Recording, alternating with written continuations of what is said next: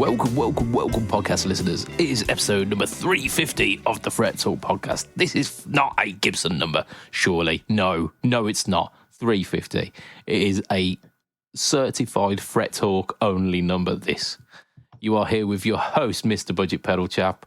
You're here also with a frantically Googling Mr. Matt Quine. Say hi, Matt. The Gibson ES 350 from 1947 to 1956. Hi, Matt. Son of a bitch. Gibson. Why? But there you go. I mean, you come here for the tangential conversations that sometimes relate to guitar. You stay for the Gibson facts. Or the Gibson slander. Or just... And if you would like to get yourself a 1955 Gibson ES 350, head over to Reverb, where there is one in the UK for £12,900 plus £250 shipping. You know, if I am paying 12 grand for a guitar, I want free next day shipping. Yeah, like they're delivering it by hand, personally. But hey. Yeah, I don't even know what the 350 looks like, I'll be honest, but it semi-hollow. Yeah, it's a semi-hollow single cutaway jazz box. Ah, 12 grand can stay in my account. I mean, it can come into my account first. Yeah, and then I can leave it there and not buy this guitar. Absolutely. As you also heard, we've got Nanda, what's this? The Relentless. Nandor the Relentless. Or good evening, ladies and gentlemen. Or should I say good morning, ladies and all gentlemen? Yeah, just boys. Probably just gentlemen, mate. Yeah. Well, I don't want to, offend anybody these days. No. Look, we are theoretically an inclusive podcast. It is a wiener fest. Theoretically. Yeah, it's a massive wiener fest, but it's not because we are excluding people. It's because no one wants to hang around with us. Oh shit! Yeah. So this is a podcast.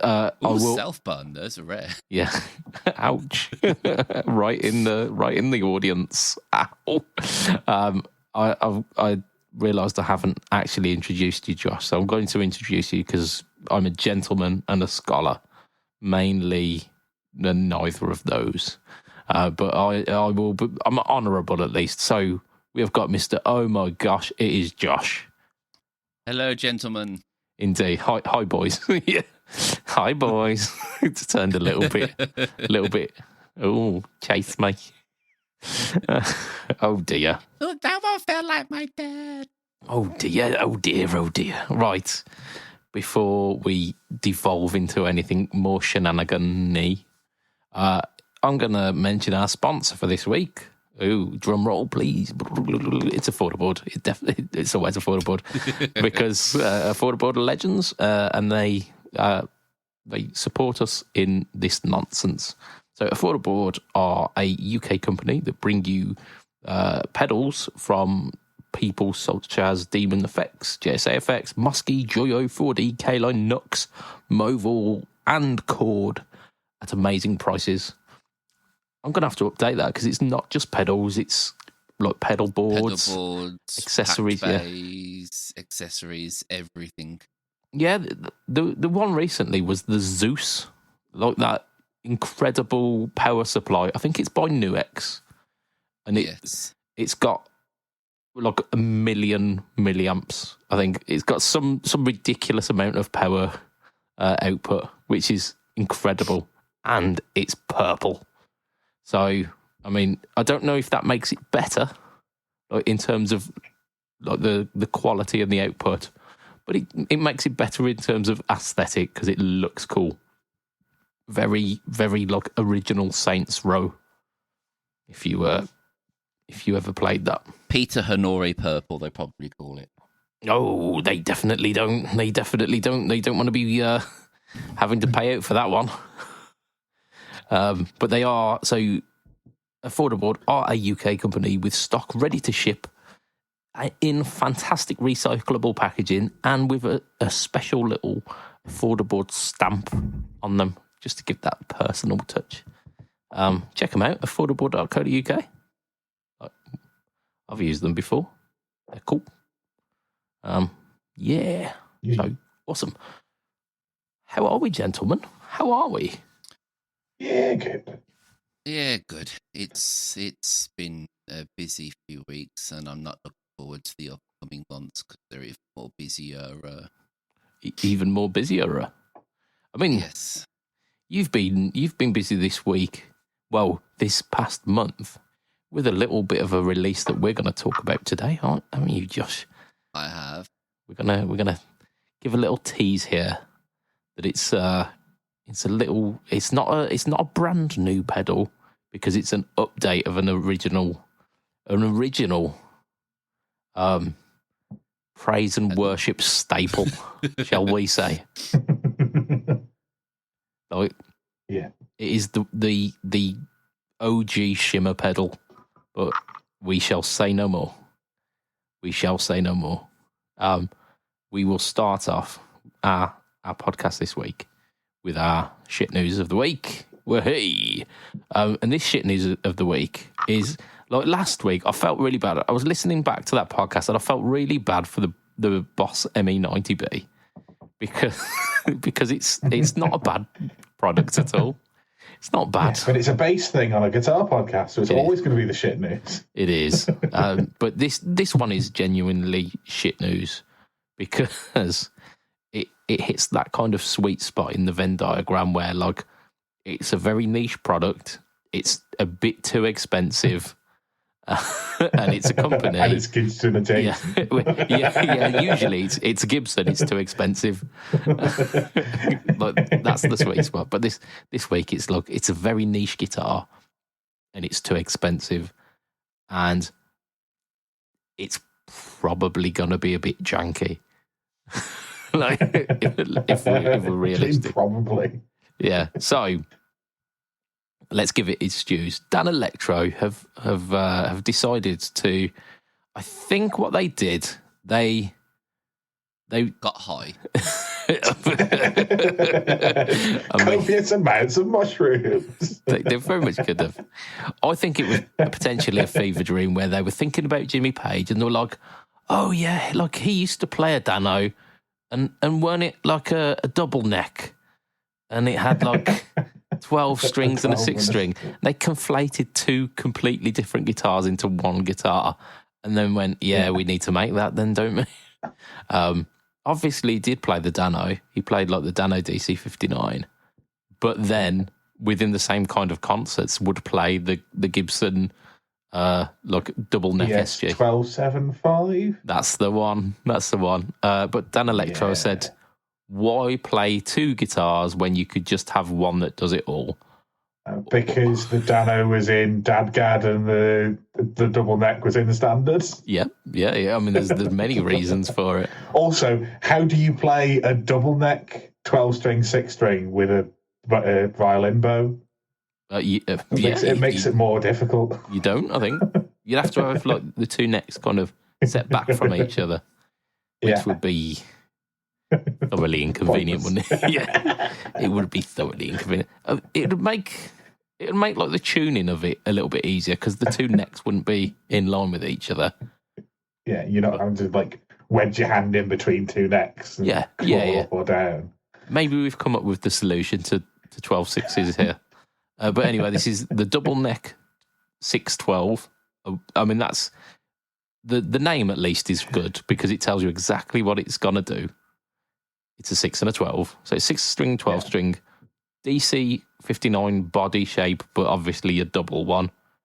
Like, actually quite well spec'd in terms of, like, they've got like the trapezoidal bridges, but all with like the steel individual saddles rather than the rosewood kind of wedge that they put on some of the Danos. Yeah. So at least this will be like intonatable and will probably be fine. Like, so the Dan Electro that I had one of those bridges on it, and it's set up really good. Okay, I got it set up really nicely. It played really well. You couldn't play past the 15th fret about because the upper horn access was not fantastic. But I don't think it was designed for that. But yeah, so you've got a sixth string and a 12 string. Both have got the lipstick pickups. It looks like it's master controls as well. So you've got one set of controls at the bottom, like a volume and a tone. There is a switch and then another switch at the back, which I assume switches between the two guitars. Do you think they're both three-way switches? So you can have both guitars on at the same time. That would be horrendous. Because you'd be like strumming away on the sixth string, and then you get this and the other one just starts resonating. Yeah. Especially because they're semi-hollow. Yeah. Yeah. Ugh. No. In case you wanted that weird drone underneath your player. Here we go. So it's stacked volume and tone, so it's like concentrics. A three-way. Oh no. Three-way pickup and two-way guitar selector with complementary volume and tones. This should, in theory, make these easy to control and not confusing. No, it does exactly the opposite of that, I assume. Just give it master. Why do you need the two different guitars to be different volumes or different tone levels? When you're not playing them both at the same time? Like, if you switch one and you want a slightly different volume, fucking move the volume. Like, you're already moving the fucking switch from one position to the other. I'm sure you can adjust the volume at the same time. Yeah, I don't know if that's like a guitar wiring nightmare to have them like master switching between the two. I don't know. How would it be? If you can do it to 3 pickups in a Strat, you can do it to 4 pickups in a fucking DC-59. It's just 4 pickups, isn't it? The pickups don't know that they're 2 different guitars. Yeah, I suppose actually. Yeah. I mean, they're not sentient pickups. They're not sentient pickups. So that's the first downfall of this guitar, is that they're not sentient. I believe that I'm pretty sure if these were sentient pickups, they'd get up and they'd walk out. Get me out of this abomination. What the fuck am I in? If this guitar had a haircut, it would have that flat fringe. You know for a fact that neck pickup on the 12 string will never, ever be used. It's just pointless. Yeah. They do it in 3 different colours as well, apparently. Oh, no way. Can I throw something in here? You can. I really like it. I really like it. I mean, do you £1,000 like it? Yeah. No. Oh yeah. But I dig it. Yeah. So you've got let's have a look what the colour they call this. So this is Black Burst. They've got Black Burst, which is kind of like Antigua Burst. You've got the Arctic White or whatever it was. Just double neck white. And then they've got this third colour, which is that weird like jade green that they do or whatever. No, Copper Burst. So it's kind of almost like a cherry sunburst, but instead of going to like a yellowy centre, it's more of a like a cream centre.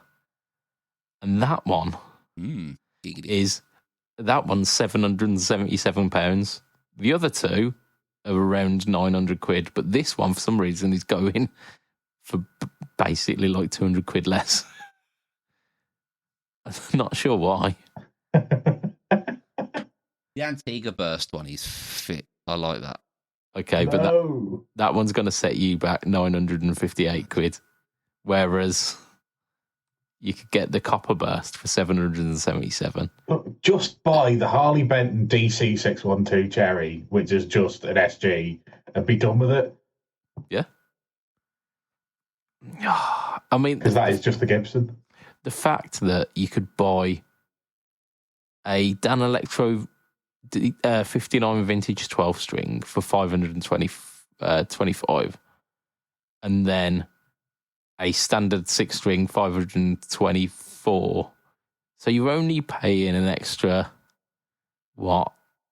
Probably about 50 quid. 50, yeah. Well, yeah. Call it 100 after postage. Yeah. But for like 2 separate guitars. But then again, you're going to have to pay 50 quid for one of those stands to have it hold itself on stage.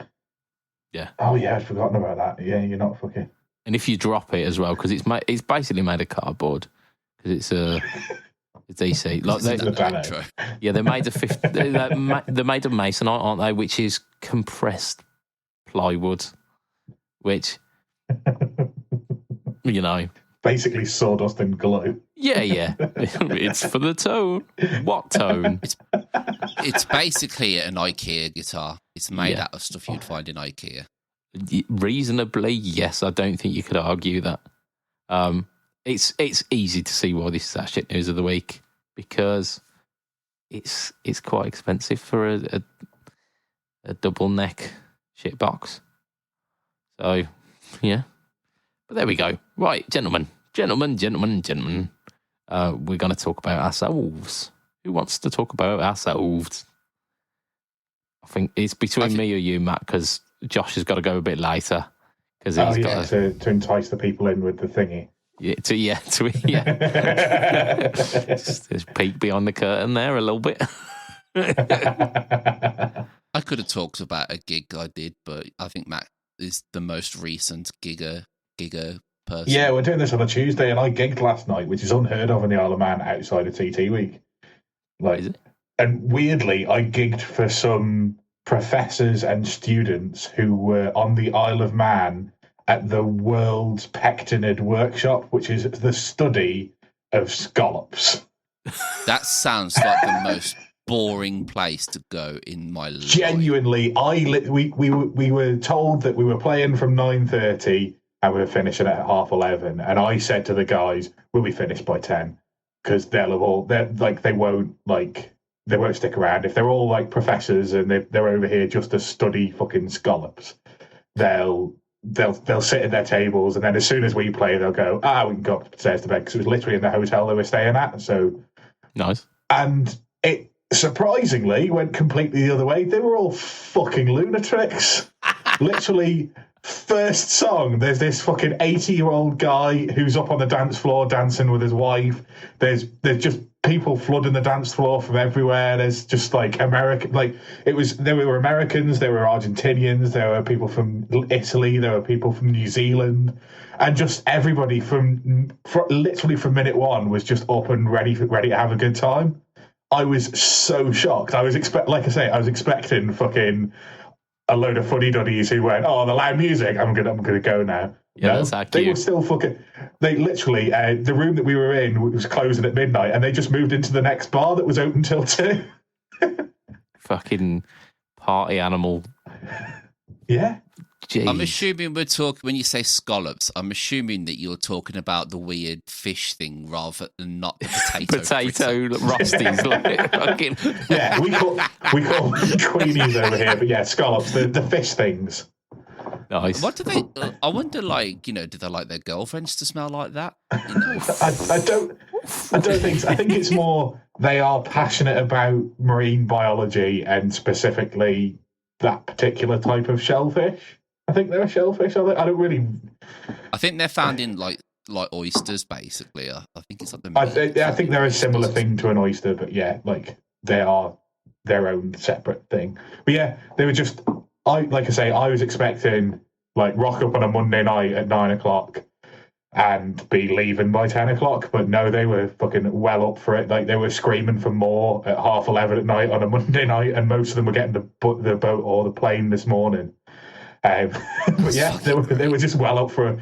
Apparently they've been here for a week, and there was I think they started off with about 120 people here, and this was the last night, and there was about 68 of them left. Nice. And yeah, they were all just up for a absolute massive fucking massive good time. It was just, I was so shocked. Like I say, I was just expecting a load of hardcore professors that were just like, no, Live music, no, I'm leaving now. But no, yeah, every single one of them was up for a good time.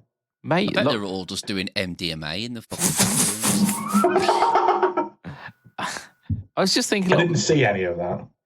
Like, maybe they're really, really fucking smart. Because, like, if you're a professor of, like, I don't know, like neurosurgery or some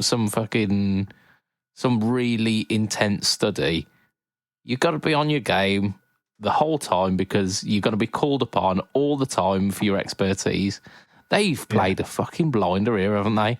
We're gonna specialise in some like insignificant piece of shitty like marine life, so that like theoretically we're doctors, but no one will be on our back, so we're just gonna get wankered for our entire career. I mean, surely you can't do a doctorate in that, because what more do you need to know? You pan-sear it for 60 seconds, put a bit of paprika in there, a bit of salt, and that's all there you go. That's everything you need to know. Hey, fuck off with your paprika. Just the salt. But that's it, though, isn't it? That's it. Like, yeah. There's so little to know about it. Like, you could learn it in an afternoon. Officially, they're probably marine biologists who are like doing a specialist course in pectinids, which is just Scottish. That's the proper name. Yeah, it was I played the 23rd World Annual Pectinid Workshop. I mean, that's going straight on the CV, isn't it, that? Yeah. Fucking mental. But yeah, it was, like I say, a massive laugh. And like what I probably should have led with, it was I've gone back to using the SV20 now that I've got one of the Jackson cabs up and running. Nice. So I changed my whole Marcus Deluxe board out. I dropped off the one unit, put the other unit on, dropped the plethora on at the same time, and updated my board, which there are photos of in the group, I think. Yes, I saw that. It was very good. Yeah, and like I say, it basically, even with changing the Hall of Fame out for a plethora, took me maybe 20 minutes to change basically change 5 drive pedals for 6 drive pedals, all different, and then drop the plethora on. Nice. Modular boards are the way to go. How was the plethora? Did it do well? Yeah. Do you know what? The Hall of Fame in it is a Hall of Fame, and the flashback in it is a flashback. So what you're saying is, and that's what I wanted. I need to like do some creative. It literally took me about 12 minutes to set up, and I've got 6 different boards set up in it. Nice. And I plugged it into my computer, so they're all named what I want them to be named, like main board or Gilmore sounds or Jimmy sounds, or just real basic shit like that. Not like Spunkcopter and Titty Fish and. Although I suppose I should have come up with some sort of shellfish pun for last night's gig. Yeah. I missed the trick on that. Yeah. But I just, like I say, set the board up, and really good gig. And the SV20 sounds great as per usual.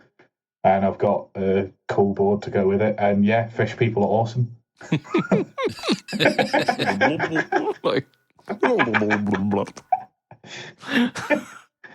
Oh no! This could not even be a better story. It's just amazing. Yeah, like it's made me need my inhaler from laughing. Yeah. Well, this started out as Monday night gig. Like that's what's on the. Yeah. Like this has taken us by like completely out of left field. This has so. Well done, Matt. That is. It took me out of left field, like I said. You were expecting a nice easy gig, and then the partiest of animals turned up. What the fuck?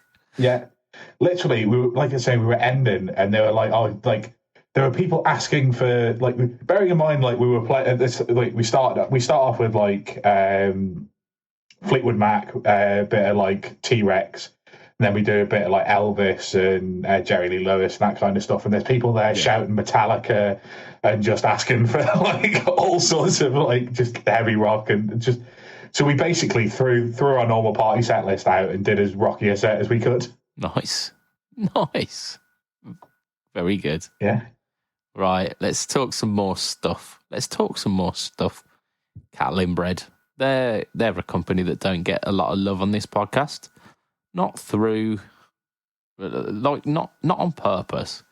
I just don't think we necessarily vibe too much with their stuff. This week we're gonna shed a little bit of light. And what have they got to offer us? So they've got the Star Crash Fuzz and the Sidearm Overdrive. So, what? Yeah.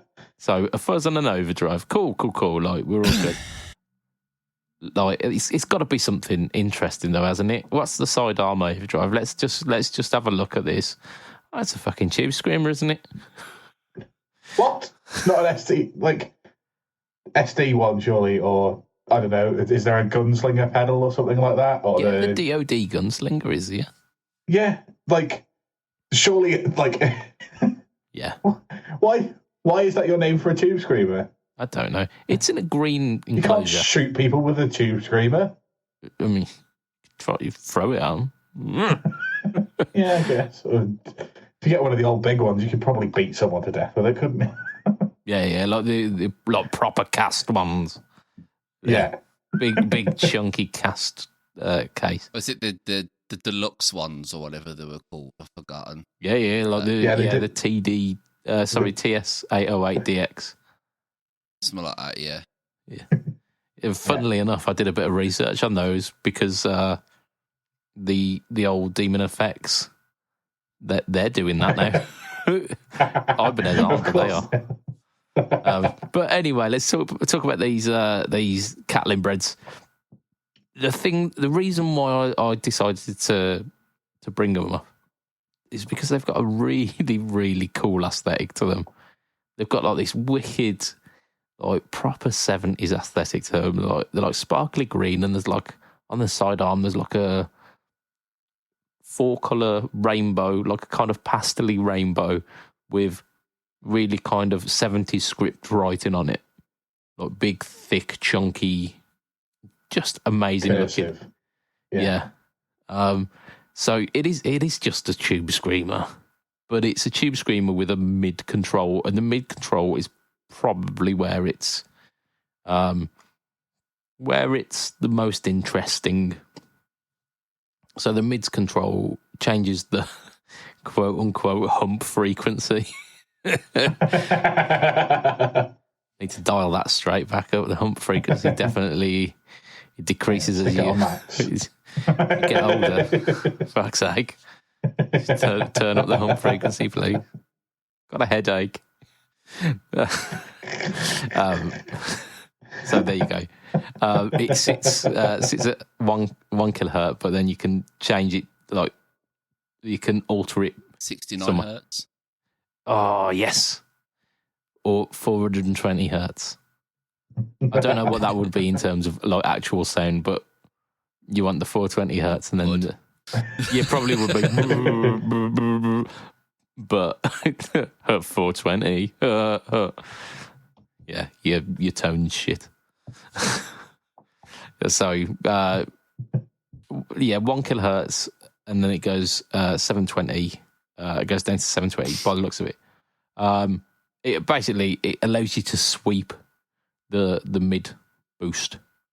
So theoretically, it's not just tube screamer, because the difference between like certain tube screamers and blues breakers and even things like the blues driver is where that mid kind of richness sits. So potentially you're getting a lot more out of it than just tube screamer. It is what it is. And then you've got the Star Crash Fuzz, which again has got this cool like 70s aesthetic. It's got volume, bias, and low cut. So like dying battery sounds, and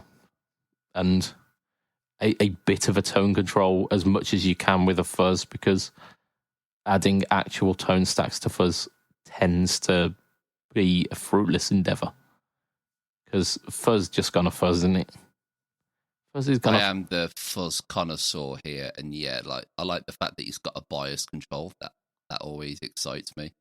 But yeah, you don't fix tone with fuzz. That's just a knob that doesn't need to be there. Yeah. So because it's got a low cut, it means that if you are driving that fuzz really, really hard and it's getting like super, super bassy, you can kind of tame that back a bit, which is cool. And then obviously as you're starving it a little bit, it's going to thin it out a little bit so you can bring those bass frequencies back in. I like that. It's been thought about. They're both like 150 quid ish. But they're also, they're bringing a few of their current pedals out with these aesthetic as well. So they're doing a little line of this kind of 70s like Americana theme.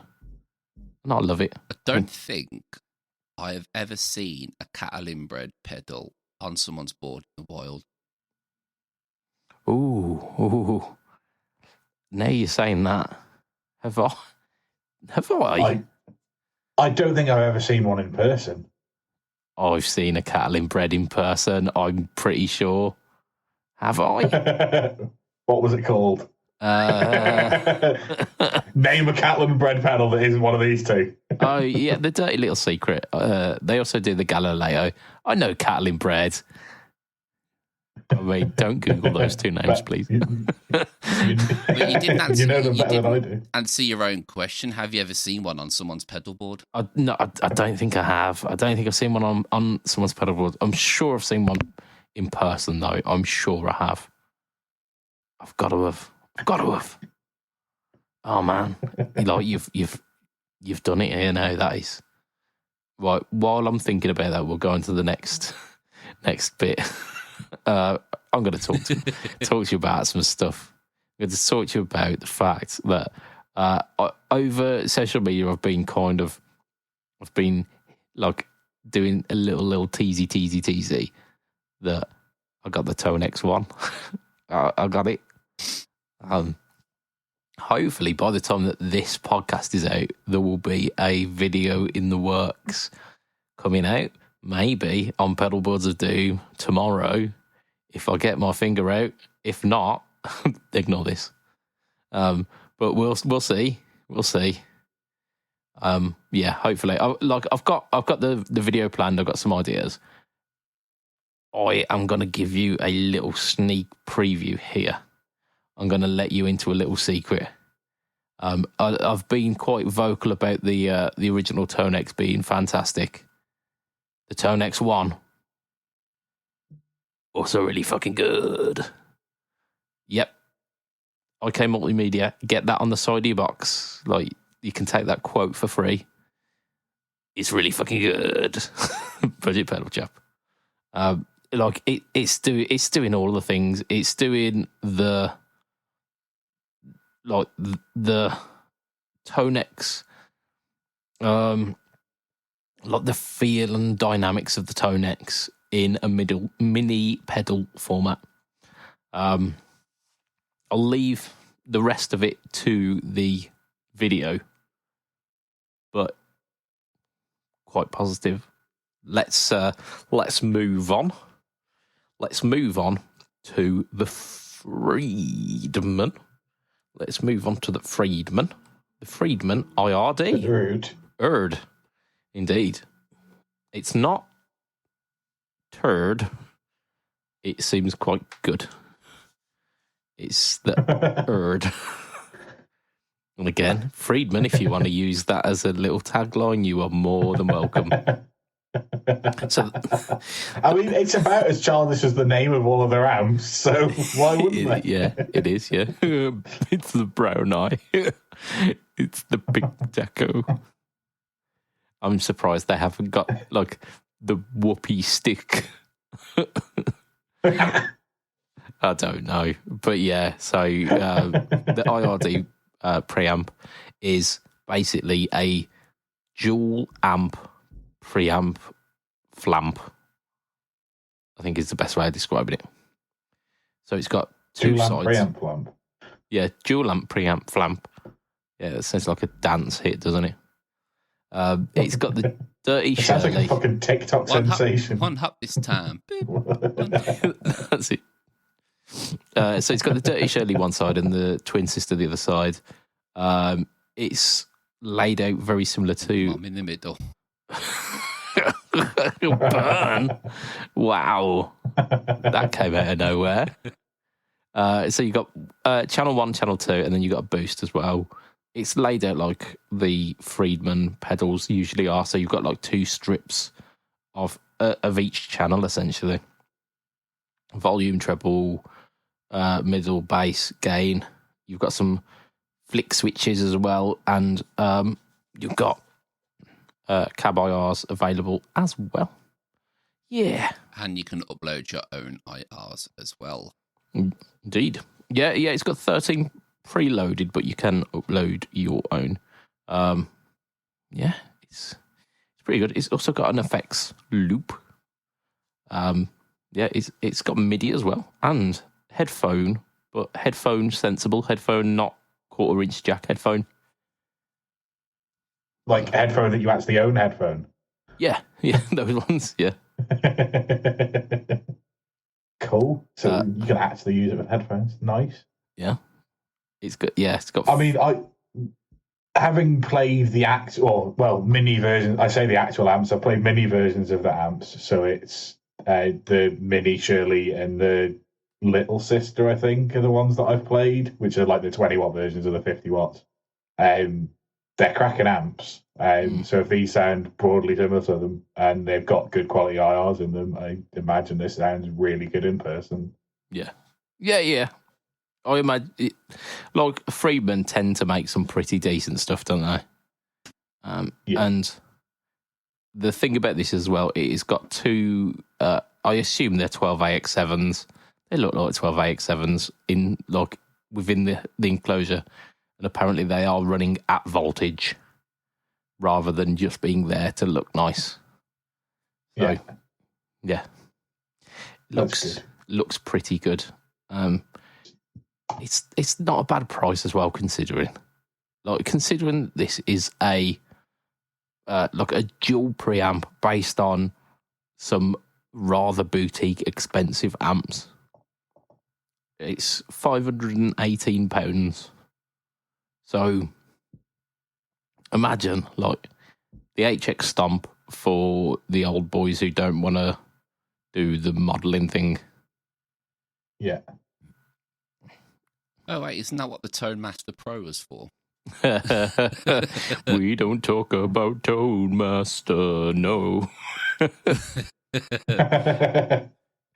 Surprisingly, Fender have stopped talking about Tone Master. They really have, haven't they? I've not seen anything about it since about 4 weeks after it was released. Yeah. It's not bad. Like, honestly, it weren't bad. It was just a bit rough around the edges, and it needed that polish, and I don't think Fender can be asked. They've just gone, you know what, if people don't want it, then fuck them. Rather than, let's listen to the feedback and like polish up these things. Tweaks. Yeah.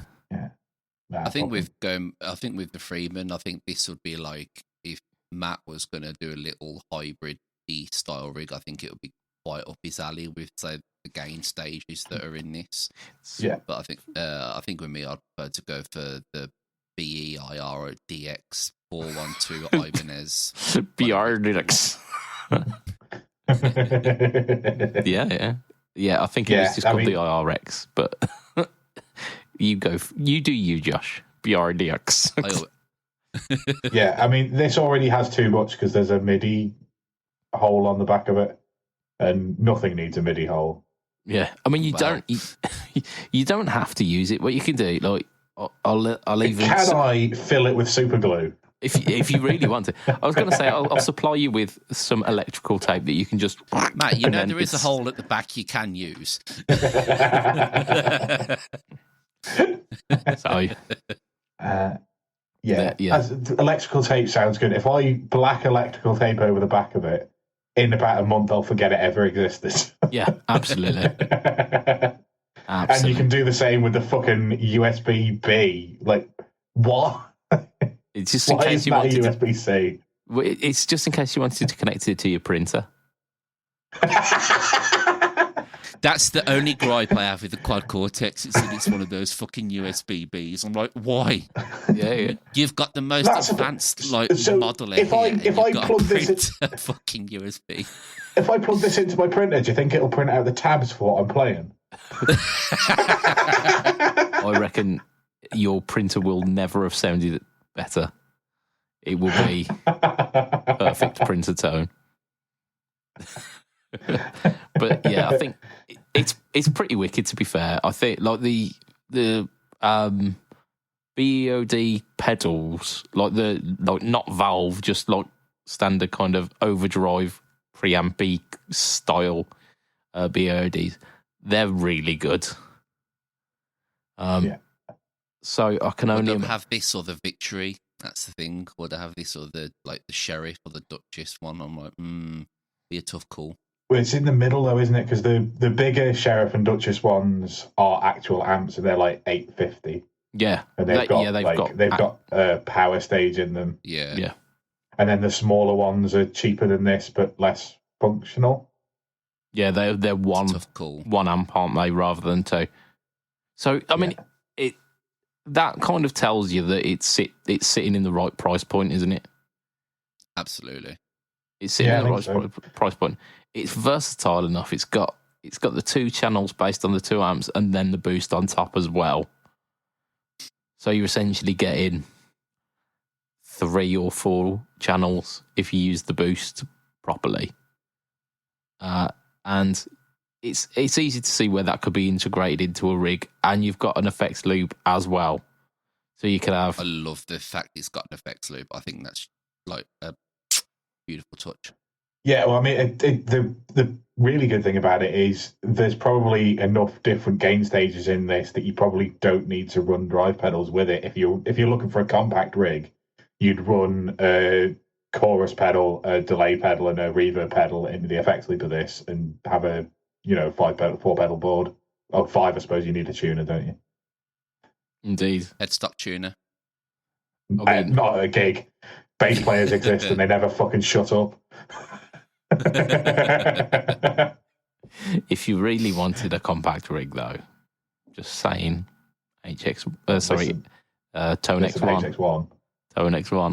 In fact, actually 2 Tone X1s, because you could run one as a pedal, like one as whatever pedal you wanted, and then one as a dual. Slightly off topic here, but with the Tone X, has it got a transpose feature like the QC does?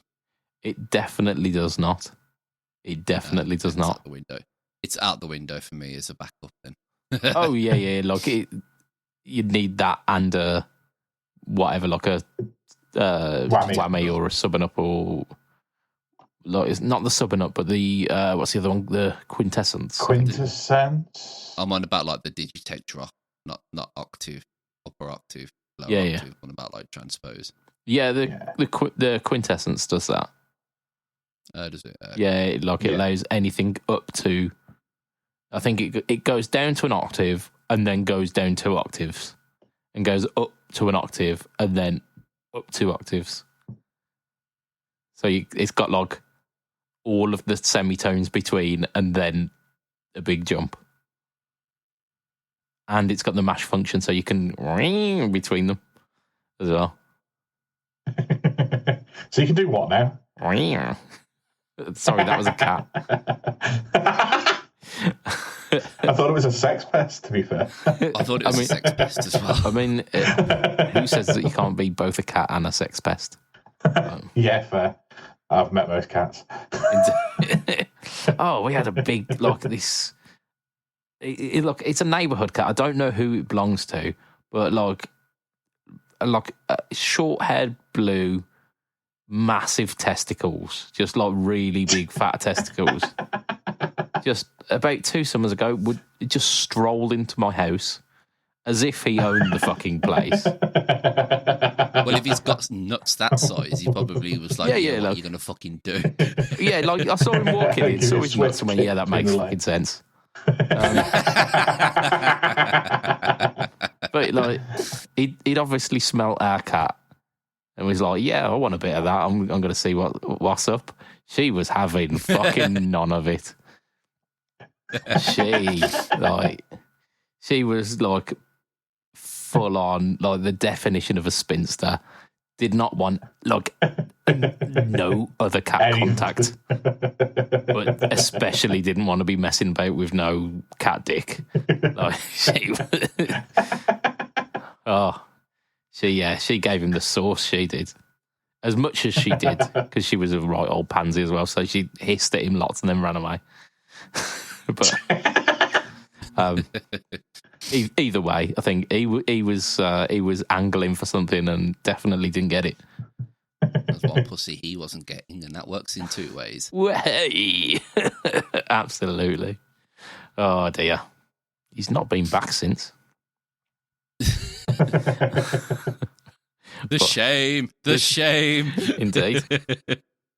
Right, so we're kind of for the final bit of news this week, but we've got to talk Josh. Josh, you've done a couple of things this week, haven't you? Yeah. So what Are we doing the big one first? We'll save it. Yeah, we'll go the little, and then we'll end. Yeah, because the big one feeds into the nudes, doesn't it? It does. Right, tell us your little news for this week, Josh. My little news was finally did my first gig back with Ramlide, now being their guitarist. It was a fucking long trek down to Plymouth and back. Not gonna lie, it sucked. It sucked a donkey dick. Indeed, but it much was like Lee, it was apparently. sold out. Hey. Oh, that's an inside joke. He doesn't suck donkey dicks. Just disclaimer. Disclaimer. It's not actually. It's monkey. Yeah, we've misspelt it. It was a really good gig. The crowd was just fucking nuts and balmy from the. Maybe they were from the Shellac convention in the Isle of Man. Maybe lads on tour.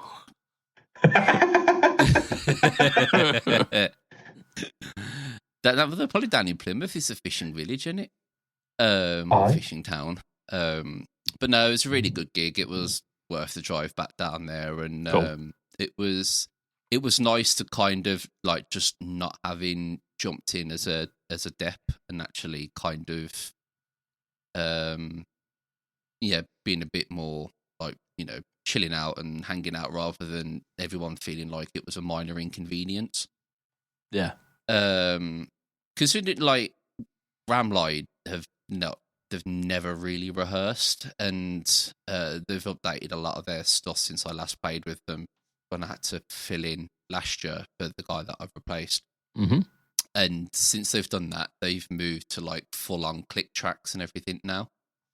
And I never properly played with click tracks. And it was really kind of really odd that you were just here like for, you know, an hour and 45 minutes. Yeah, that would do really my fucking head in. Yeah. Well, at first, like when we was just sound checking and we were running through a few things, I was like, this is really fucking annoying. Like, I can't stand this. But then kind of actually as the gig went on, like I didn't actually really notice it as much as I thought I was going to. No. But it just made us sound so fucking tight. Like the first song finishes and then it's literally like you hear 1, 2, 3, 4, bang, you know, straight into it. Yeah. There's very little breathing space sometimes. But once I got used to it, it actually wasn't too bad and I felt better for it. But I just wish that it would only click, like have the click when you need to come in to do a part rather than for the entire song. But if it helps keep us all in time, then. Well, that's what a drummer's for. You don't like if you've got a click track, you don't need a drummer. One or the other. Well, obviously, a lot of Rammstein has a lot of backing tracks and synths and stuff like that. So sometimes you kind of need it. Well, what's your treadmill man for if he's not for playing the synth? He's there for the workout. Guy in Rammstein, he plays 2 keyboards at the same time.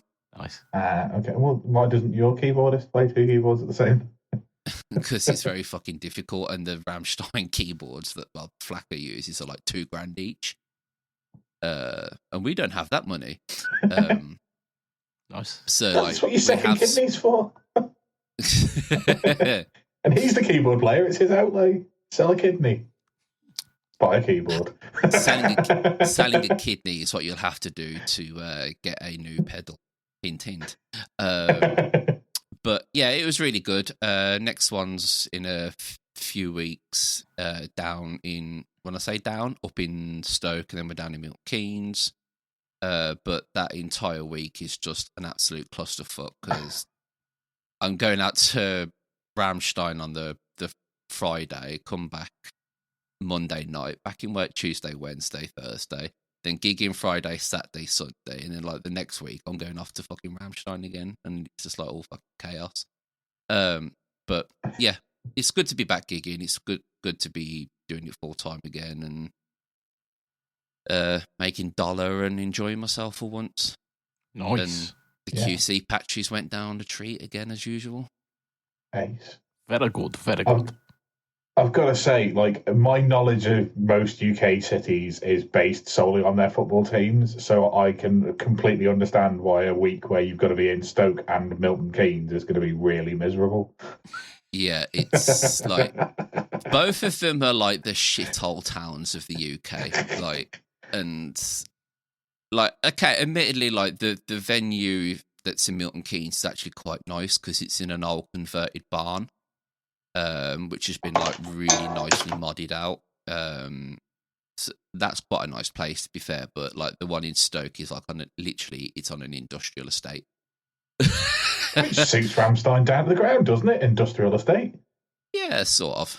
But it's a very weird bar because then like they've got a standing area and quite a big stage, but then they have like, you know, the tables that you see in like Weatherspoons that are like 4 foot high with like really high bar stools, just like them scattered around the outside of the you know, the mosh pit and the standing area. Yeah. It's like, okay, this ain't gonna work. I mean, one of them chairs goes over somebody's back, they're gonna fucking know about it. Yeah. Nice. But it's gonna be good. Less pressure on that one, on those two, I think. Yeah. Mainly Stoke, innit? Stoke. It's so good. The Cool. birthplace of Slash. Yeah. And Robbie Williams. Really? Nice. I mean, how are they not the pinnacle of the up? UK music scene? You've got the whole spectrum of Stoke are like, oh yeah, Robbie Williams from here, and then like I don't know what accent they have in Stoke, to be honest Stoke? with you. But then like they are not saying the same thing back. Yeah, I'm sorry. I don't speak pottery. Oh dear. Right, Josh. Josh, tell us what also, because you have dropped a video very, very recently, and by recently I mean about 4 hours ago. Yeah, 3 hours ago. Yeah. Yes, we were very privileged and lucky to get a hold before it was announced, before it was released. We were one of the very first people to have the brand new Strymon Big Sky MX, which, if you are familiar with Strymon and Reverb, you know just how good the original Big Sky was. And I think it was kind of like a bit of a game changer for the Reverb game. You know, like Boss ended up following suit with the the 200s. 500. Yeah, that. Yeah. And oh my god, this pedal was just so fucking good. All the algorithms have been updated, so you've still got a lot of the same presets, you know, like cloud, shimmer, hall, chamber, reverb, plate. No, it's on my other pedal board. It's not next to me. Hang on. I know this one. Magneto's one. Magneto, non-linear. Non-linear. Yeah. Bloom. Bloom is one. And Bloom. Coral. It's not coral. It's Coral with an E. Coral. Yeah. Coral. Coral, It's that, yeah. the guy from Walking Dead when he shouts his son, Carl. Yeah, Carl. But like everything's kind of been revamped, upgraded, all brand new algorithms for them, and they've also now added a impulse option. Yes. So you can now, using their Nixie software, which is like their in-house editor. Yeah. You can now import like your own reverb impulse responses onto the unit itself, but then you can excuse me, that was a really bad burp.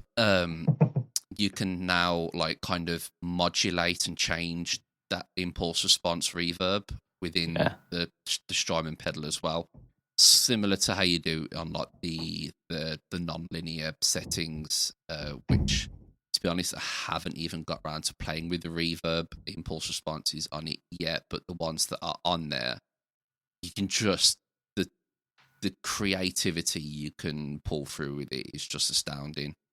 Yeah. And my favourite feature is now being able to run 2 reverbs at once.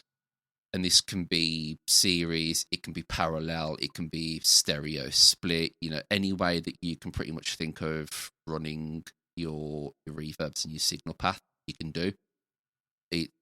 It's just honestly mind-blowing how much they've packed into a new unit and changed everything. There's just so much, and I absolutely love having 2 reverbs at the same time. I tend to like run. How I've been experimenting with it mainly at the moment is running like a reverb 1 into a reverb 2, and then just sending the 2 signals to the left and the right, so it just sounds fucking massive. It spreads it out. Just and on amazing the kind PBOD of demo, which you can go and check out, the one that I made, can change the infinite switch, because usually it's like momentary, so you can just hold it as and when you need to. I went into the settings when doing the bits on the dual setting, where I've changed it to an latch-in. So you can just press it, and then the more you play, like the more bigger the sort of inbuilt swell kind of progresses and just gets bigger and bigger and bigger, and it's absolute heaven in a pedal. Absolute heaven. So what I was thinking about when I was hearing it, it's like the original algorithms in the like the original Big Sky. It's like reverb in 1080p, and now this one is like 4K. 4K. Yeah, that's a really good way of wording it, to be fair. Just everything is more polished, everything is better. Everything just, it feels more high quality in the sounds. It's that detail, isn't it? It's the kind of the fine detail that you're getting with the reflections. Like before with the shimmer reverb. I mean, I didn't own a Big Sky, but I wanted one, and I've tried one and seen so many videos on it. And like the shimmer, for example, was kind of a basic shimmer. You could just change I think you could just basically change the overall tone, and that was sort of it. Yeah. Whereas now with the shimmer, for example, you can actually pick whether you want like in the shimmer to be like in major or minor, or if you want it to be like perfect fifth, or you can actually just completely pick sort of what pitch and which tones that you really want. Can I have my shimmer in tritone, please? Oh no! Like diminished shimmer coming back here. It's like it's crazy what you can really do with it now. It's absolutely crazy. And on some of the cloud settings, when you've got like kind of that choir, almost, that it sounds like the angelic choir behind you. Yeah. You can like pick if you want them to accent the oohs or the ahs and it's just like it's crazy. It's like different, just crazy detail. Yeah, I think so. The reason why they've been able to do that is because they've changed the like the architecture of the hardware, where it used to be like a single core. I think it was like 300 megahertz processor.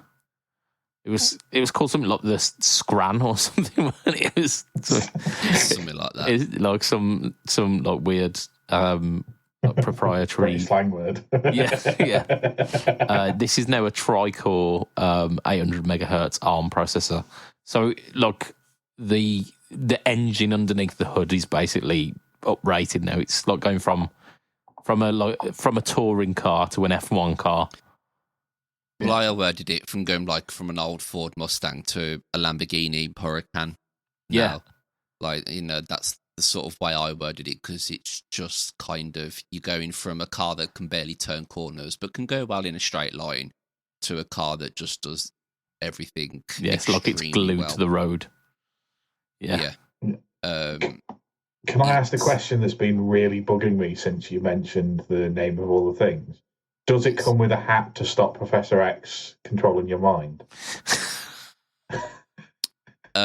What you can do is you can use some of the foil in your kitchen cupboard. Okay. Yeah, to create a reverb chamber.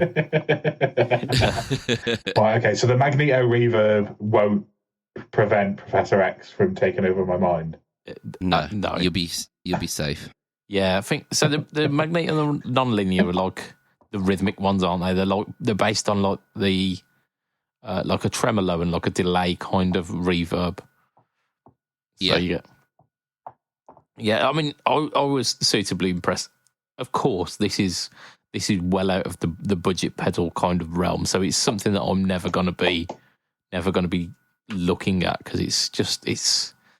If I bought one of these, I could not less than £100. Yes, I couldn't justify being the budget pedal chap if I just suddenly rocked up having a big Sky MX cut on. Like, it is an expensive purchase. Like, or no Strymon is cheap, really. No. I think other than if you're getting, was it the cloud burst and even that wasn't cheap. That was the mini brig, I think it was. Yeah. But you really are getting what you pay for with this. And I think that speaks volumes. Yeah, I mean, as much as we rip on pedals for being expensive, like, I don't think this is much more than the difference in inflation in the 12 years since this was released without the MX on it and now the new one. I think there's not much difference in price. Well, I think it's like, I know it does a little bit more, like with the H90, like that is expensive for what it is, which does many things very well. However, this does one thing I don't like. We had a recent video going on about the top 5 reverb pedals that Mr. Lee done. And yeah. I think he's going to have to go and revisit that video now, because I think this is going to take the top spot. Yeah. I mean, it's something that's going to have to be revised, isn't it? Because like the H90 is not a dedicated reverb pedal. It has got reverb algorithms within it, but it's not a dedicated reverb pedal. Whereas this is designed exactly for that. It's like it is a bit like that, like going back to that where you're talking about the Lambo that is specifically designed for this purpose. I mean, it's something that we weren't expecting from Strymon, and it's kind of come out of left field. I mean, I know that we were, because we we heard about it a little bit before that. But look, Strymon are now looking at that next wave of pedals. So we're looking at the MX. I think we can expect a Mobius MX. I think we can expect a Timeline, probably MX. Yeah.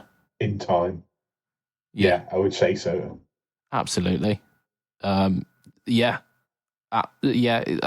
almost inevitable, isn't it, that we're going to get the V2 Strifectors. I'm obviously a couple of weeks before I received the pedal from Strymon, I obviously had the Volante, I started obviously just messing around with the Big Sky, and then I put it on the board with the Volante, and holy Christ, I had to stop because I think I was going to have an accident. It was just apps, just the tones I was getting, like the delay from the Volante, and then the sounds from the Big Sky was just. I think I possibly could have started a black hole. I think I started the tornadoes in America with it. Yeah. So it's a release, isn't it? This one, it's a release, and it's a big release, I think. And it's more than that, because it's what it spells for like the next 2 years for Strymon, basically, that we might see coming out.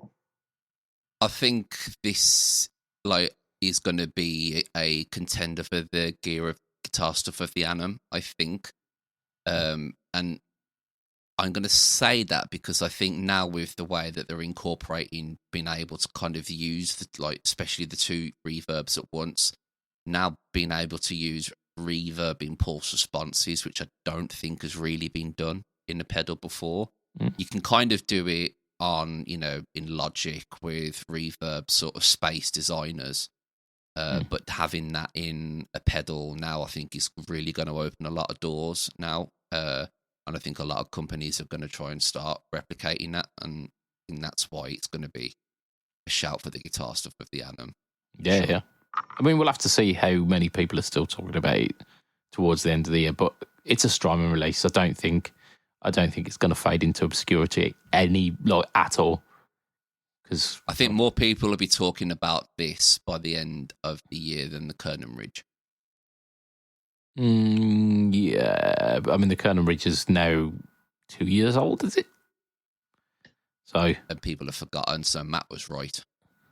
I don't think they have. I think people are still very much on it. When was the last time you saw one on a board on a picture on your Facebook feed? I saw Lee's one and Bimson, actually. So, yeah. Yeah, okay. Screw you, Bimson. Sell it and buy a fucking DS1 or something. Whoa. No, I stand by the Ridge. I stand by it. It was good. It was really good. Notice how you're already talking in the past tense. Yeah, it's because I don't have one. I can't say it still is good, but when I tried it, it impressed me. Yeah. Right. Yeah, I can't argue against that. Yeah. So I think that's where we're going to wrap the podcast for this week. We're going to continue it on the page with some talk about Smashing Pumpkins. They've made a decision, and about Hank Marvin. No, I'm not hungry. It's Rob Chapman. It's not. Indeed. So what do? We thank our listeners, because you have been amazing. As always, you've made it to the end. Congratulations. Well done. We're going to extend a super sexy thank you to our Patreon backers. For as little as $2 a month, you can be part of that crew. They are as follows. We've got Mr. Adam Yeomans of Shirtone Effects. We've got the three guys of Boner. We've got Mr. Huge Erection. We've got Mr. Mike Oxlong. Whee! And we've got Mr. Gary Goldencock. Whee! We've got Mr. Ben Fletcher of Fletcher Pickups. Whee! Whee! I was going to do the way, and I was like, oh, no, it's too predictable now. I'll keep doing it. It's all right. Fletch still gets the way. He's the official fourth, isn't he, in the Free Boner guys? We've got Mr. Brian Gower of the Tone Jerks podcast, the Second Button podcast, and the Off the Rails podcast. We've got Mr. Diabetes Foot. I do hope he's okay. And we've finally got Mr. Jason Wharton of Jason Wharton 82 at Facebook, who this week released at Facebook, at YouTube, dickhead. This week he released a video on the Deep Oggin by 4P. 4B, indeed. And he's got some nice, kind words to say about it, so check it out. It's very good. He's on YouTube. He might be on Facebook, but he's definitely on YouTube. He also does some stuff with PBOD, so check him out there as well. You can find me on the interwebs line net at Facebook, Instagram, YouTube, and Threads. And YouTube, of course, is the home to the No Talk or Tone series. And this week features I've not recorded it yet, so I should probably just, put this in. Insert placeholder here. That's it, post. Put it in post. Something. I needed an adult. It could be any number of things, honestly. I've got so many cool things to demo. Oh, it's going to be good. So find me there. Josh, where can we find you? You can find me at the Chronomortis on Instagram. You can find me on YouTube at Josh Castle TCM. You can find me running the Pedalboards of Doom Instagram, and you can also find my band at Ramlide UK. Yeah. And Matt, where can we find you online? You can find me at heel_MattQ on Twitter and Threads and Instagram. Yeah. And OnlyFans. Indeed. No, yeah. That's private. Yeah. Indeed. Like Manx man meat. Only Mats. Oh dear. So I think that'll be this for this week. So from myself, Mr. BudgetPedalChap, from oh my gosh, it is Josh, and from not Dave. Say bye, Matt. Bye, Matt. Whee! It will be a satty bye and good night for this week. Good night of it. Bye. Bye.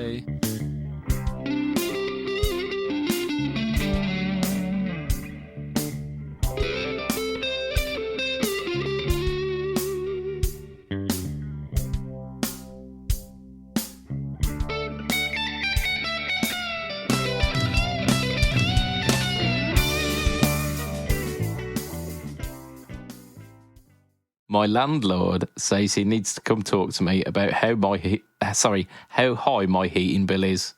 I told him my door's always open.